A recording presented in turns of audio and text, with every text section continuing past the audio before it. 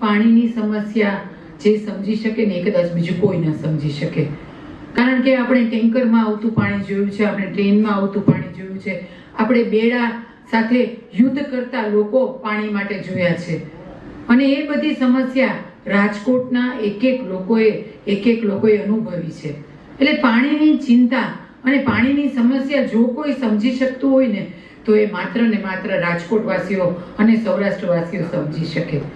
આપણી કરુણતા પાછી એ છે કે રાજકોટનો જે વિસ્તાર છે એવો વિસ્તાર છે કે આપણી પાસે કુદરતી જળસ્ત્રોત કહી શકાય એવો એક પણ જળસ્ત્રોત આપણી પાસે નથી.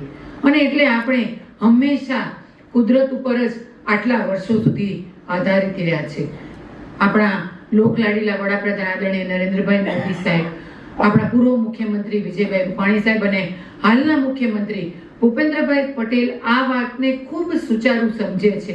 અને એટલા માટે થઈને જ એમના સૌના સફળ પ્રયાસોથી, અથાગ પ્રયત્નોથી રાજકોટને આજે નર્મદાની પાઇપલાઇનના માધ્યમથી આજી ડેમ અને ન્યારી ડેમમાં પાણી મળી રહ્યું છે.